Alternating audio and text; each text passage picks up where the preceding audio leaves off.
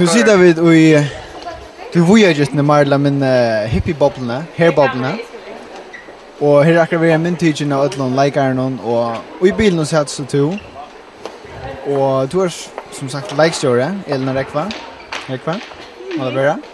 Og hvordan vil det være enda togjen her, du sitter arbeidet liksom? Jeg sitter ved rattet, i en godere boble, det må være stort. Selv var alt det ordentlig fakt. Det virker ordentlig godt, og alle sangene, og hvordan vil det være at finnes jo folkene vi på det? Er det folk positiv? Det er sin trøs nærgengende, som du sa. Riktig sånn. Jo, nei, hva. De er ordentlig vi på det, og de er ordentlig entusiastiske og glede, og tøymer vel, og det er bare videre til arbeid fremme i hvert. Så vi ser bransje herfra.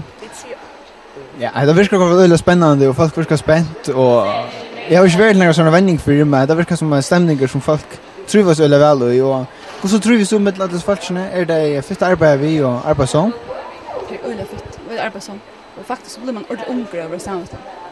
Ja? Ja. Du tror at det var det å streve og tog krevende her. Hvordan er det at du gjør ikke noen? Det er veldig tog krevende. Så jeg har ikke sosialliv nå. Jeg arbeider kveld og vikskifter, så ja, jeg synes ikke folk utan teg, så jeg blir faktisk så sejan aktiv. Ja, jeg vet ikke hvordan ringt det kan være sejan aktiv, men jeg vil bare takke deg for samrundet. Det virker ordentlig spennende, og jeg håper du har lykkes spent så videre på så framførselen. Vi er ordentlig spent, at vi får gjøre dere aller beste for å bli ordentlig godt. Takk for det.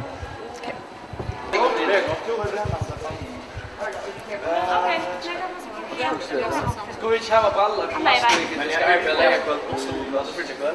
Jag nästan visste det. Ja.